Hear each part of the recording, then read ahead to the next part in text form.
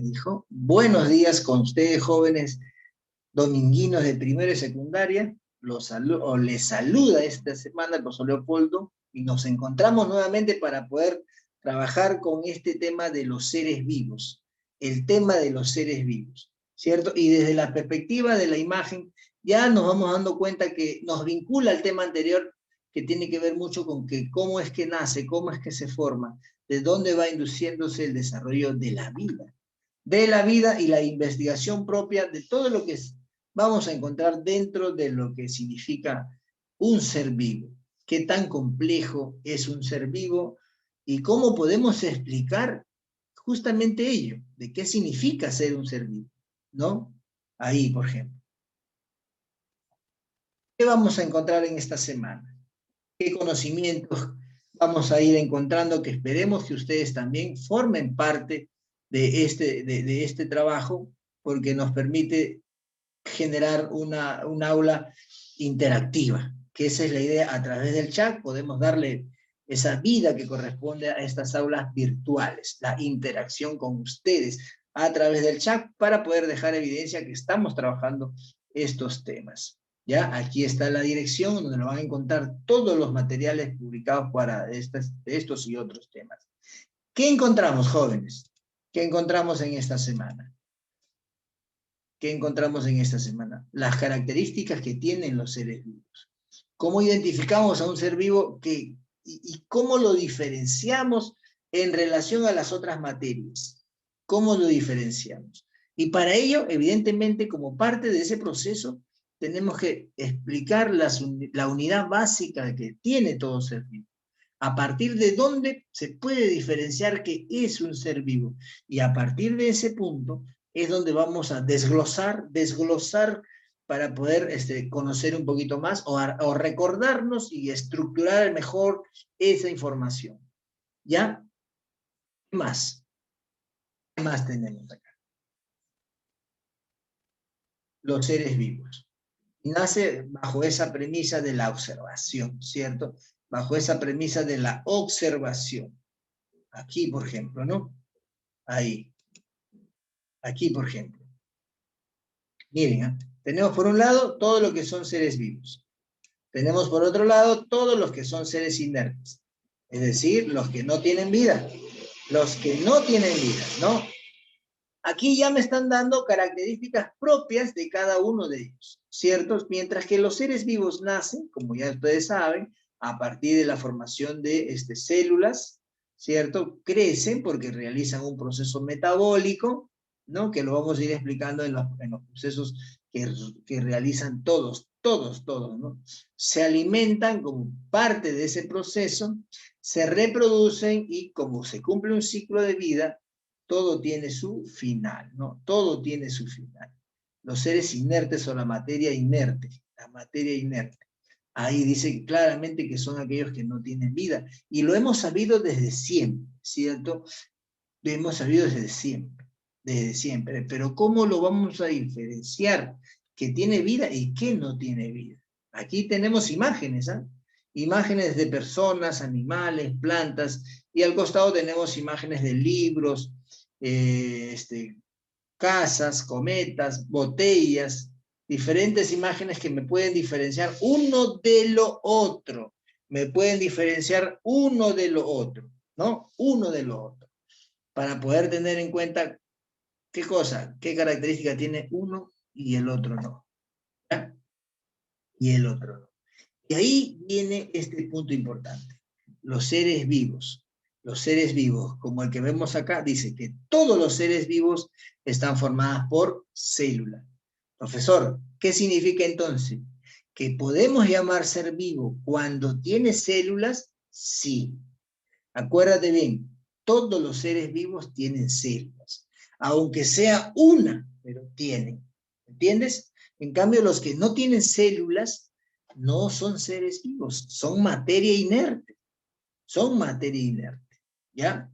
Y si hablamos de célula, y si hablamos nosotros de célula, pues evidentemente las células son pues el elemento fundamental de cualquier organismo vivo. por más pequeño o complejo que sea. Por más pequeño o complejo que sea. Y ahí me plantea en este esquema, ¿qué cosa? Miren, me plantea en este esquema, ¿qué me plantea? Que pueden ser, la célula puede ser procariota o eucariota. Acuérdate bien, procariota o eucariota. Aparte también puede ser células animales o células vegetales, ¿cierto? Células animales, porque todos los animales están formados por células vegetales, porque todas las plantas están formadas también a partir de células. No te olvides, no solamente el hombre tiene células, todos tienen células, todos los que tienen vida. Pero aquí dice, pueden ser procariotas y eucariotas. La ciencia tiene un punto de origen, jóvenes. La ciencia tiene un punto de origen. Y eso explica qué cosa. Que cuando la vida aparece en la Tierra hace más o menos 3.500 millones de años atrás, o sea, un montón de tiempo, 3.500 millones de años atrás, aparecieron las primeras células que aparecieron, las primeras células que han aparecido. Ahí. Estas primeras células que han aparecido no es otra cosa más que esta de acá. Las células procariotas. Procariotas. Pro, ¿qué significa, jóvenes? Pro significa falso. Falso. Falso. Acuérdate bien. Pro significa falso. Cario significa núcleo. Núcleo. Cario significa núcleo. ¿Qué significa, en resumen, eso? Que las células que aparecieron en la Tierra primitiva, las primeras células que han aparecido en esa Tierra, en ese proceso de evolución, fueron células procariotas que no tenían núcleo, o tenían un núcleo falso porque no estaba suelto su material genético, como lo vemos aquí, ¿ya? Y posteriormente a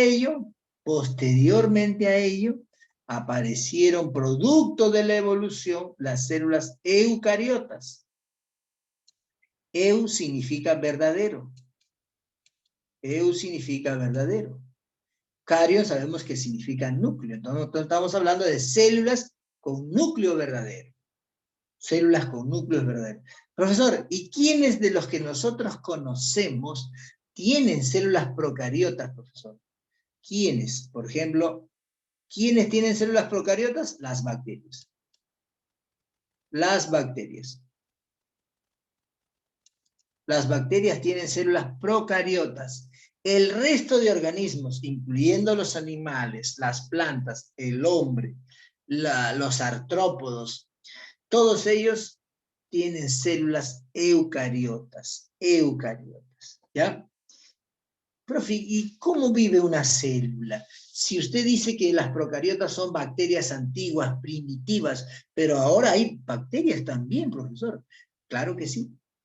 Profe, ¿y ellas evolucionan? También, solo que su sistema evolutivo de ellos es extremadamente lento. Extremadamente lento, pero sí existen. Tienen una sola célula. Aparecieron por la unión de diferentes macromoléculas.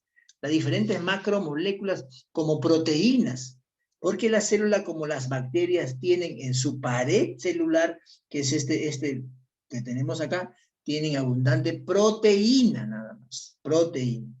Ahora, ¿cómo es que funcionan estas células? Y en consecuencia el éxito del organismo. Funcionan de tal manera, 3 básicamente. Nutrición, acuérdate bien, nutrición, relación y reproducción. Miren, 3 fundamentales las 3, muy fundamentales. ¿Ya? Así sí, Juan, parecían bacterias, claro que sí. 3, nutrición, relación y reproducción.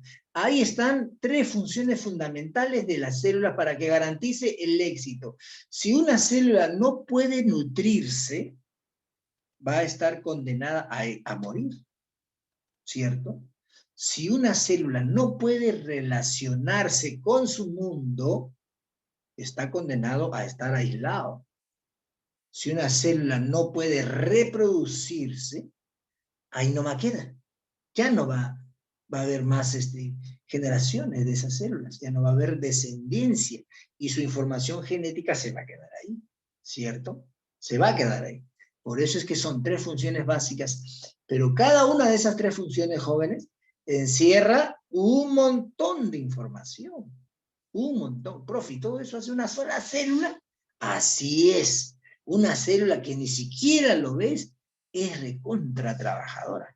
Hace mucho, porque si no, imagínate, ya no la contamos. No podemos contar algo que si es que nuestras células no trabajan, ¿no? Son muy trabajadoras. Seguimos acá.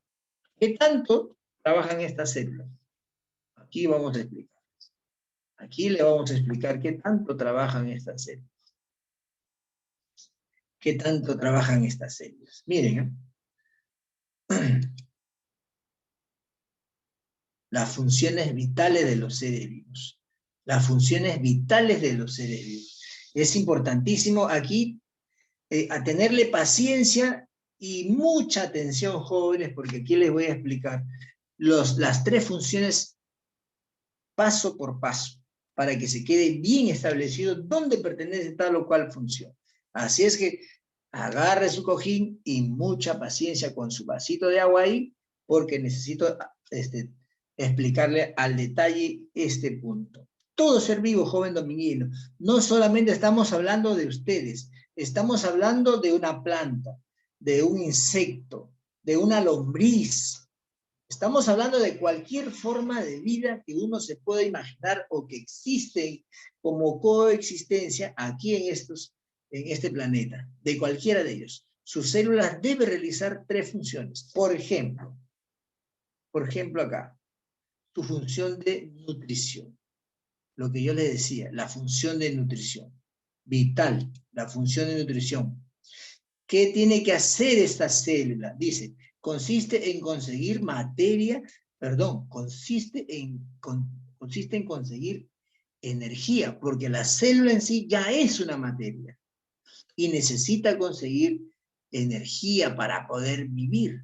Materiales útiles para el cuerpo de la célula y del organismo en sí. Y a través de esos materiales que contienen energía, la célula le va a permitir, ¿qué cosa? Hacer 3 procesos fundamentales que todos lo hacemos. Digestión, acuérdate bien. Profe, o sea que cuando yo hablo del sistema digestivo, estoy hablando de la función de nutrición de los seres. Así es, no te olvides, la digestión. Y la digestión es un tema grande, ¿cierto? Respirar es otra función que está vinculada a la función de nutrición. No te olvides. Circulación, miren. Circulación. Profe, ¿qué cosa vamos a circular? Sangre, pues muchachones. Circula sangre por nuestro cuerpo. Sangre, y en esa sangre, ¿qué estamos llevando? Nutrientes, estamos llevando oxígeno, y estamos regresando desechos metabólicos para ir a eliminarlos, ¿cierto? Para eliminarlos. ¿Por quién, profesor? Por este aquí, por la excreción. ¿Sí o no? Por la excreción. Por eso estos 4 socios que están aquí se encargan de la nutrición, porque los 4 trabajan en equipo. Los 4 trabajan en equipo para que exista una buena nutrición. Para que exista una buena nutrición. Muy bien, Alison me dice, profesor, los glóbulos rojos y los glóbulos blancos, profesor. Claro que en la circulación están los glóbulos blancos y los glóbulos rojos, cada uno llevando lo suyo. En el caso de los rojos, llevando ¿qué cosa? Oxígeno. Oxígeno rico en hierro para poder tener nuestra hemoglobina alta y evitar la anemia. Y los glóbulos blancos tienen que ver con ¿qué? Con la seguridad que deben de tener cada uno de los glóbulos rojos, ¿cierto? Cada uno de los glóbulos rojos. Por eso están ahí. Muy bien. ¿Qué más tenemos? La función de relación. Es la otra función básica, la función de relación. ¿Qué me dice aquí? Consiste en captar la información que está en el medio ambiente, los mensajes que vienen hacia el organismo y actuar como sea conveniente. Por ejemplo, ustedes responden a estímulos. Todos los organismos responden a ciertas acciones que vienen del medio ambiente, ¿cierto? Y para esas acciones nosotros, por ejemplo, utilizamos diferentes órganos, sistemas que tenemos. Sistema que tenemos, ¿cierto? Claro que sí. Nosotros, a través de nuestro sistema metabólico, nosotros podemos nutrirnos en la medida de los tipos de alimentos que consumimos. Si consumimos alimentos bajos en hierro y no hacemos actividades, entonces nuestra hemoglobina va a tender a bajar y vamos a sentir pesadez y todo lo demás. Si consumimos alimentos ricos, los alimentos todos tienen de todo. Si consumimos todos nuestros alimentos, vamos a estar bien. Si somos etiquetosos, ahí viene el problema, ¿ya? En la hemoglobina. ¿Ya? La hemoglobina tenemos que cuidarla porque esa es la que nos da el sostenimiento del cuerpo, evitar que nos enfermemos de anemia, comiendo su sangrecita, su brócoli, ¿ya? Bien. ¿Qué pasa aquí? Miren, dice, la función de relación está fundamentada por los sentidos. Está fundamentada por los sentidos, ¿no? Y aquí dice, los sentidos envían la información desde el exterior al sistema nervioso por intermedio de los nervios. De hecho que sí. Nosotros tenemos, en teoría, 5 sentidos. Esos 5 sentidos, todos esos sentidos están íntimamente vinculados, conectados con nuestro sistema nervioso, con nuestro sistema nervioso. Eso implica, ¿qué cosa? Que mis ojos observen colores, formas, figuras. Mis fosas nasales, olores, ¿cierto? Son mensajes químicos. Mi oído capte sonidos, vibraciones. Mi piel, temperatura, ¿cierto? Un pellizcón, un golpe, que es de una plancha quemada, qué sé yo. Y así, ¿no? Y ahí, la lengua, los gustos. Cada uno de esos mensajes va a ir al cerebro para que el cerebro, de acuerdo a ello, empiece a responder identificando qué mensajes, qué colores, qué figuras ya lo tiene y lo relaciona, o simplemente no lo tiene y lo aprende. ¿Qué más tenemos? El sistema nervioso trabaja ahí. El sistema nervioso trabaja en esta función de relación. Es el responsable de todo, el sistema nervioso. Por eso dice acá, recibe la información. ¿De quién? De los sentidos. Los sentidos le envían los datos que recibe, lo envían al cerebro para que el cerebro, a través del sistema nervioso, se encargue de recibirlo, procesarlo y responderlo. Elabora una respuesta que envía por medio de los nervios, que están ¿dónde? En nuestros músculos, que están en nuestros músculos, ¿cierto? Ahí están. Bien, jóvenes, en esta parte, la función de relación. ¿Qué tan importante es la función de relación? ¿Y quiénes son los responsables de que se realice en gran medida y con éxito esta función? Por un lado tenemos nosotros a los sentidos. Por un lado tenemos nosotros acá a los sentidos. A los sentidos. Por un lado tenemos a los sentidos. Ahí, miren, los sentidos. Por el otro lado tenemos al sistema nervioso. El sistema nervioso. Los sentidos envían su mensaje captado. Son receptores, ¿cierto? Son receptores de mensajes, que nosotros le llamamos estímulos. Son receptores de mensajes visuales, auditivos, sonoros, químicos, mecánicos, en fin. Y el sistema nervioso ya se encargará de procesarlo y responder de acuerdo al mensaje, ¿no? Ahí está trabajando sincrónicamente, sincronizadamente estos dos. Los sentidos para captar todos los mensajes que están en el mundo exterior y enviárselo ¿a quién? Al sistema nervioso, representado por el cerebro, ¿ya? ¿Qué más tenemos? El aparato locomotor. El aparato locomotor. El aparato locomotor está trabajando con quiénes, jóvenes. ¿Con quiénes? Está trabajando con quiénes. Miren, el aparato locomotor, dice el locomotor, está trabajando ¿qué cosa? Con músculos. Acuérdate bien, con músculos. Pero los músculos envuelven ¿qué cosa? ¿Envuelven qué cosa? Nuestros huesos. Los músculos envuelven nuestros huesos. De tal manera de que el sistema o el aparato locomotor junta al sistema óseo con el sistema muscular. Por eso le llamamos el aparato locomotor, porque junta dos sistemas. El sistema óseo con el sistema muscular. Y lo convierte en un aparato, que es el aparato locomotor, que es el que actúa bajo órdenes del sistema nervioso. Bajo órdenes del sistema nervioso en gran medida. Dice, los músculos ejecutan las órdenes que vienen del sistema nervioso y realizan sus movimientos. Es decir, nosotros nos desplazamos de un lugar a otro exclusivamente por orden del cerebro, porque el cerebro nos da ese mensaje que tenemos que desplazarnos, ¿cierto? Sí, claro que sí. Muy bien. ¿Qué más tenemos? En el caso de las plantas, se realizan esta función de modo diferente que nosotros, claro que sí, modo diferente. Crecen hacia la luz, sus raíces buscan el agua, unas abren sus flores durante el día. Esto de acá es importante detallarlo, jóvenes, para que no quede duda. Aquí dice que crecen de forma diferente o realizan su respuesta de forma diferente. Crecen hacia la luz, importantísimo, son fotorreceptores, fotorreceptores. Fotorreceptores significa que las plantas responden a estímulos luminosos y crecen en función a estos estímulos. ¿Por qué? Porque cuando existe la luz solar para las plantas, es un estímulo para que las plantas produzcan unas hormonas, o en este caso fitohormonas,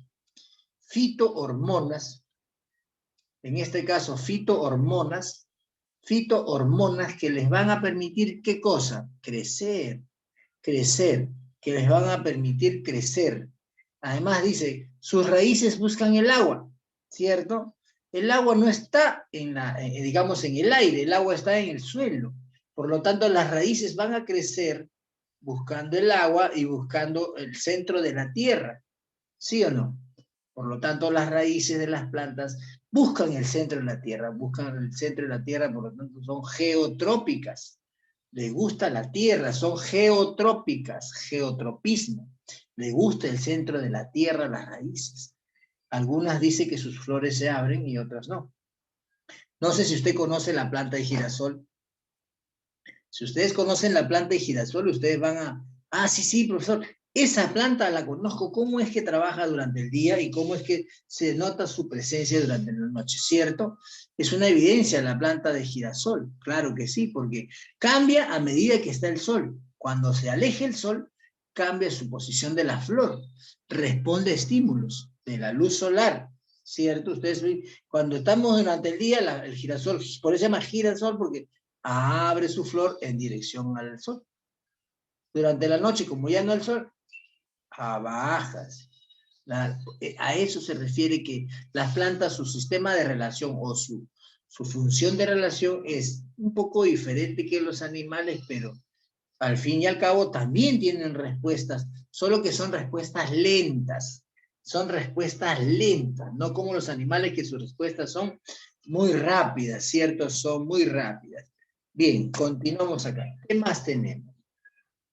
¿Qué más tenemos? La función de reproducción, jóvenes, reproducción. La función de reproducción, dice, miren, consiste en que los seres vivos tienen descendientes parecidos a ellos. Descendencia, hijos, cría, prole, filiums, son descendencia, ¿ya? Y también la célula se encarga de ello. Así es, la célula. Anda, profe, ¿cómo que una célula se va a reproducir? Sí, muchachos, las células también tienen reproducción. Muchas tienen reproducción asexual. Muchas tienen reproducción asexual. asexual, como por ejemplo las bacterias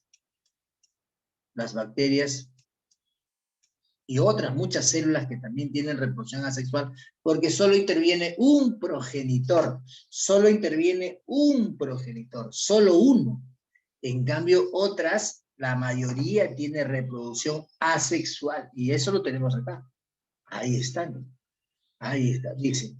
Asexual interviene un solo individuo, un solo progenitor, por lo tanto, la célula hija va a ser idéntica, totalmente, 100% igual que la célula madre, como las bacterias, son de reproducción asexual por bipartición, ¿ya? Bipartición.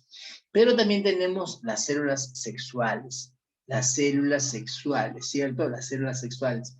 Y las células sexuales claramente me dicen, los animales son sexuales, tienen células sexuales. Profe, ¿y quiénes son esas células sexuales que me intrigan? Las células sexuales, ¿quiénes son? A ver, muchachos, yo les leo en su chat. ¿Quiénes creen ustedes que serán esas células sexuales? Que lo diferencia de la otra que no los tiene. ¿Cómo se llamarán esas células sexuales?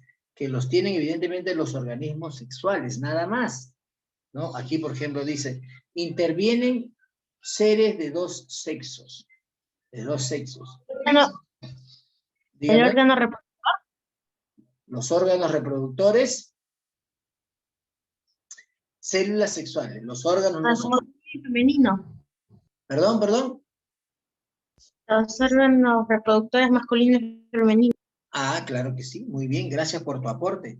Los órganos sexuales, tanto de los machos, o la hembra, o varón o mujer, tienen dentro de ellos células sexuales, las células sexuales. Por ejemplo, en el caso de las personas y de muchos animales y plantas, existen espermatozoides, ¿cierto? Que son células sexuales del papá, del varón, del macho, del masculino, ¿cierto?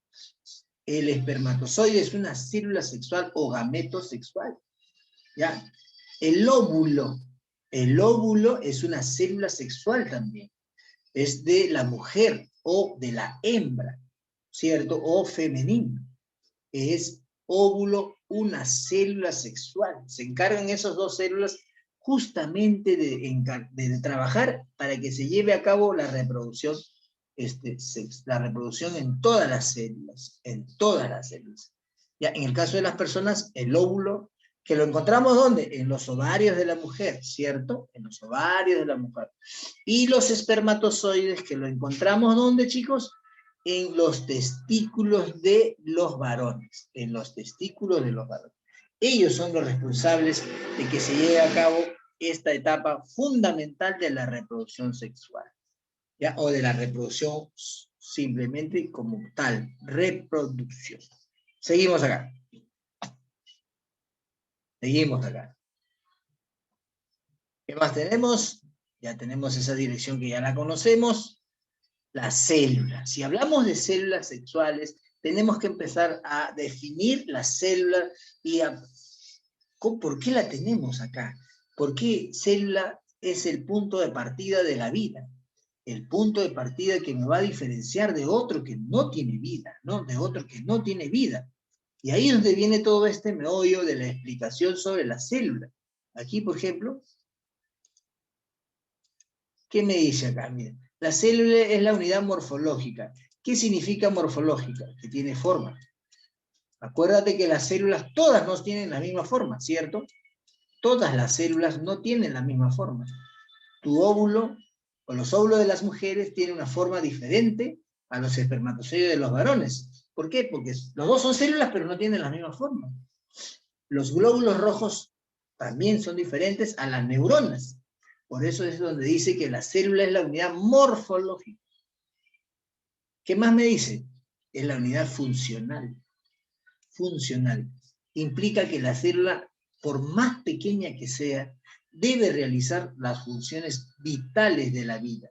Las funciones vitales que ya les hemos mencionado, que son tres. Que son tres, ¿cierto? ¿Qué más dice? De hecho, la célula es un elemento de menor tamaño, claro que sí, que puede considerar todo ser vivo, que significa que a partir de ello es un ser vivo. De modo que para clasificarlos hay que tener en cuenta eso. Si son unicelulares o pluricelulares. Ahí está. Aquí tenemos los ejemplares, ¿no? Los protozoarios, los más primitivos, pero en el caso de las bacterias, todos. Y los pluricelulares, que son desde algunos protozoarios hasta los hongos, hasta las plantas y los animales. ¿Ya? ¿Qué más tenemos por acá, joven? Este señor fundamental. ¿Quién y cómo se descubrió la célula que nosotros ahora lo conocemos, ¿no? El gran Roberto Hooke, el inglés. El gran Roberto Hooke, con su maravilloso peinado que existía en esos tiempos. Roberto Hooke, científico inglés. Acuérdate bien, Roberto Hooke, ¿ya? 1665. 1665, Roberto Hooke. ¿Ya? Dice acá, utilizando su lámina, utilizando su microscopio. Él construyó muchos microscopios como este que está aquí. Muchos microscopios. Utilizando su microscopio, él pudo comprobar que existen las células. Utilizando microscopio con una lámina de corcho, descubrió que había pequeñas celdillas, a cual él denominó células, ¿ya? Células. Muy parecido a lo que se le conoce como un panal de abeja. A los que pueden haber visto o pueden haber visto en un documental sobre los panales de abeja. Y muy parecido a ello fue lo que él observó. Y entonces él dijo que había muchas celdas en esa lámina de corcho, que es una planta. Entonces él dijo que había muchas celdas, muchas celdillas, y que se le determinó como células. Robert Hooke, el padre de la citología. El padre de la citología, que es una ciencia que estudia evidentemente a las células. ¿Qué más tenemos acá? Atentos, jóvenes. Las células, pues, ¿no? Si nosotros habíamos indicado hace un momento atrás las células procariotas y las células eucariotas, aquí está en términos más amplios para poderlos separar aquí. Miren, lo primero es identificar esta terminología. Esto se llama etimología, para darle uso de los significados de estas. Eu, ya saben ustedes que eu es verdadero, y pro es falso, cierto o falso. Ya sabemos nosotros que cario es núcleo, en ambos casos es núcleo. Por lo tanto, ¿qué me dice? Las células eucariotas son células que sí tienen núcleo y que están aquí. Aquí están, miren. Todo esto es el núcleo. Y tiene su nucleolo todavía. Ahí, ¿cierto? Y aquí está la información genética, dentro del nucleolo. En cambio, las células procariotas no tienen, ustedes no observan, solamente se observa ¿qué cosa? La cápsula, que es una pared celular con una tapa, que es cápsula rica en una proteína que se llama mureína, en este caso, acuérdate que las células procariotas tienen pared celular. Pared celular. Acuérdate bien, pared celular. ¿Ya? Bien. ¿Y quiénes son células procariotas? Su nombre mismo lo dice, las bacterias. Las bacterias. En este caso es la imagen de una bacteria que tiene un flagelo que es como una colita, que le permite para hacer el movimiento ahí, para poder deslizarse de un lugar a otro, porque son microorganismos de vida libre, entonces están sueltos, porque las bacterias lo podemos encontrar en el aire, en el suelo y en el agua, sin números extremadamente grandes, son muy pequeñas, y como se reproducen solas, las bacterias se reproducen solas, no tienen el afán de estar buscando parejas, solas se reproducen, ¿ya? Bien. ¿Qué tenemos acá? Algunos datos puntuales de las células. Las células eucariotas, en este caso, las células eucariotas, y son células de las plantas, ¿cierto? Miren, las plantas, acuérdate bien, joven dominguino, las plantas tienen pared celular, es esta capa, miren, esta capa, pared celular, ¿Y cuántas capas observamos en esta pared? Miren, ¿cuántas capas? Miren, ¿eh? ¿Cuántas capas observamos en esta pared? A ver. Claro, observamos 3, profesor. Claro que sí. 3 capitas. En esas capas significa que la pared celular tiene 3 láminas, 3 capas, láminas. ¿Cierto? Lámina primaria, lámina secundaria y lámina intermedia. Son 3 capas las que tiene. Y es fuerte porque es de los vegetales. Es de los vegetales. El viento lo puede doblar a la planta, pero no lo fractura. Ya cuando existe mucho viento podría ser, ¿no? Miren, significa cuando te dicen, ¿quiénes tienen pared celular? ¿Quiénes tienen? Solo tienen los hongos y las plantas. En este caso, las plantas. ¿Ya? Membrana es una capa intermedia. Mitocondrias, acuérdate bien. Mitocondrias, las plantas tienen mitocondrias. Las plantas tienen mitocondrias. Sí tienen mitocondrias, lo vemos acá. Importantísimo, ¿para qué? Para la realización de la energía. ¿Qué más tiene la planta? El núcleo. El núcleo, aquí donde está, aquí está. Tiene el núcleo. Estamos hablando de células de la planta, células vegetales. Tiene nucleolo, aquí está. También tiene nucleolo y está dentro del núcleo, ¿cierto? Muy bien. ¿Qué más tiene? Miren, citoplasma. Toda esta masa de acá es citoplasma. Aquí está, citoplasma. Citoplasma. ¿Ya? Que es una estructura de las plantas. ¿Qué tiene? Cloroplasto. Cloroplasto. ¿Dónde está el cloroplasto por acá? Tiene cloroplasto. Tiene pared celular. Ahí.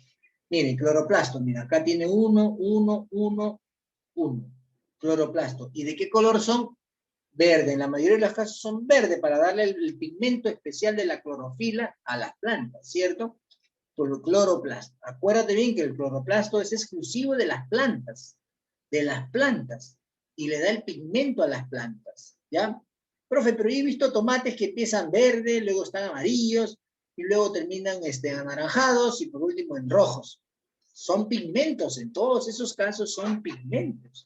Son pigmentos. Así como tenemos clorofila para darle el color verde, tenemos la xantofila, tenemos el caroteno.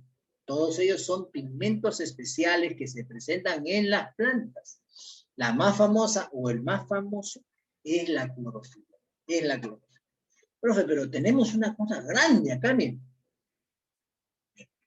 La vacuola. Aquí está. Es grande. ¿Por qué? Porque las vacuolas son grandes bolsas que almacenan agua. Almacenan agua. Porque las plantas no son como las personas que se pueden desplazar. Los animales pueden desplazarse de un lugar a otro, ir a beber agua. Las plantas no pueden hacer eso, por lo tanto tienen que almacenar agua en recipientes como sus vacuolas. ¿Ya? Almacenan en este caso en sus vacuolas diferentes sustancias como por ejemplo el agua. Y hay plantas que están en la orilla del río y tienen agua mañana, tarde y noche. Por lo tanto no necesitan muchas vacuolas. Como están en la orilla del río, no hay mucha, digamos, escasez de agua, salvo que el río se baje y todo lo demás. Pero si es una planta que vive mañana, tarde y noche con el agua, es una planta que no necesita tener grandes vacuolas.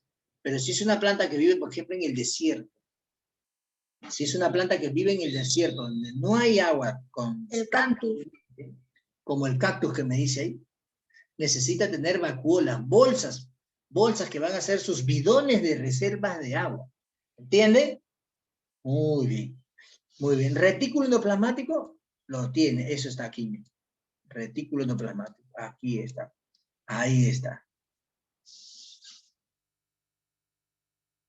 En el caso del cactus, aquí leo la pregunta, en el caso del cactus, sus hojas son sus espinas. Ellos almacenan el agua en el tallo mismo. En el mismo tallo almacenan el agua, porque sus hojas son sus espinas, almacenan ahí. Captan el agua atmosférica, porque como no hay agua subterránea, ¿de dónde sacan el agua? De la atmósfera. Normalmente en estas zonas secas, de climas muy secos, durante la noche la temperatura tiende a bajar un poquito. Como tiende a bajar la temperatura un poquito, esa humedad también baja. Ese es en el momento en donde las plantas captan la humedad atmosférica, el agua atmosférica, y lo captan y lo guardan. No, ningún organismo puede vivir sin agua. Ningún organismo puede vivir sin agua. El cactus, inclusive, viviendo en una zona desértica, tiene agua. Solo que su sistema de adaptación lo ha llevado a captar el agua del ambiente, de la atmósfera. ¿Ya?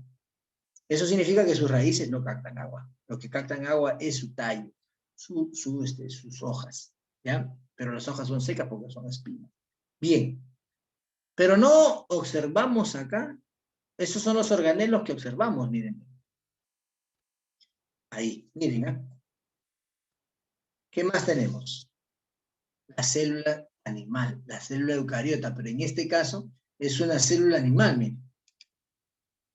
Es mucho más compleja ya. Las células eucariotas o las células animales es mucho más compleja. Mire, tiene un sinnúmero de organelos. Si usted observa acá, mitocondria, igual que las plantas, ¿cierto? Las plantas, acuérdense, tenían mitocondrias. Las células animales también tienen mitocondrias. Aquí está. También tienen mitocondrias. ¿Qué más? Ribosomas. Los ribosomas también. Por aquí debe estar. Ribosomas son muy chiquititos, miren. ¿Cuántos puntitos? Miren.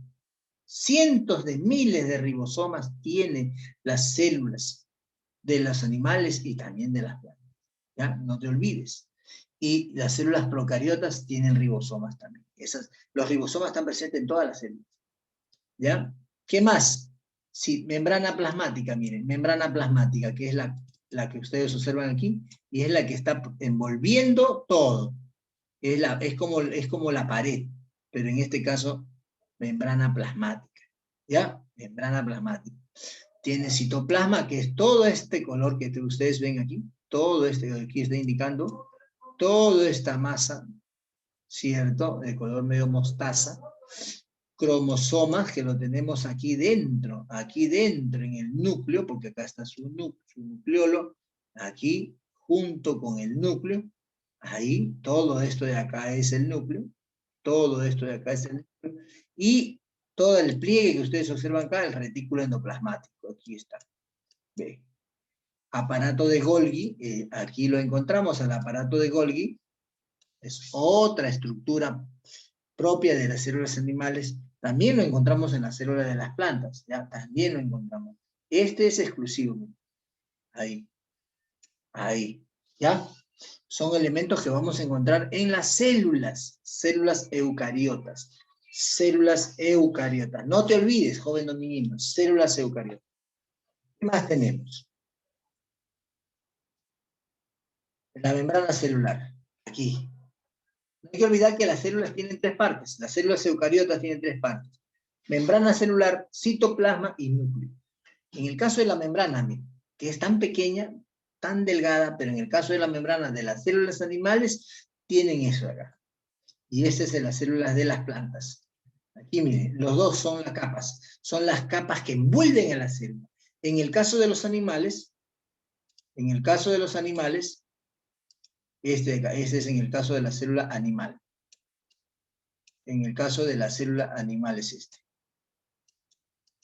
Y este es en el caso de la célula vegetal. En el caso de la célula vegetal, ahí está. Ahí. ¿Qué es lo que tiene? Miren, glucocáliz, fosfolípido, proteína, todos esos elementos están en esa capita muy delgada. Y si usted observa acá, tiene una serie de bolitas que están sincronizadas y en la parte de abajo otras. Son dos capas, miren. Son dos capas, por eso se le llaman capas lipídicas. Y en el caso de las plantas, lo que le decía hace un rato, ¿no? Miren, pared secundaria, pared primaria, pared intermedia, o lámina primaria, lámina secundaria y lámina intermedia. Eso es la pared rígida, rica en celulosa, celulosa. Celosa no, celulosa. Y la celulosa lo utiliza muy bien la industria para hacer el papel. Para hacer el papel utilizan la celulosa de las plantas. La celulosa de las plantas. ¿Ya? La celulosa es una sustancia. Es una sustancia que produce, ¿qué cosa? La pared celular. La pared celular rica en compuestos orgánicos. Rica en compuestos orgánicos, como azúcares. ¿Ya? ¿Ya? Diferentes compuestos orgánicos que la planta capta y la industria o el hombre lo ha industrializado y de esa celulosa saca ¿qué cosa? La industria del papel. la industria del papel que nosotros utilizamos en las oficinas, en todo lo demás, ¿ya? La celulosa es una estructura, es una molécula de origen orgánico, se forma en la pared celular y es utilizado por la planta porque le da esa consistencia a la misma pared para hacerlo más rígido, para hacerlo bien rígido, ¿ya? Bien, ¿qué más tenemos? ¿Qué más tenemos por acá? Teniendo en cuenta qué cosa, que los animales tienen, mira, estas capas, y las plantas tienen estas capas, son estructuras que si bien es cierto, los dos hacen lo mismo porque las membranas y la pared, la función es envolver y proteger a las células. En los dos casos es envolver y proteger a las células. ¿Por qué? Porque en la parte interna de las células vamos a encontrar pues a organelos, al citoplasma, al núcleo, ¿no?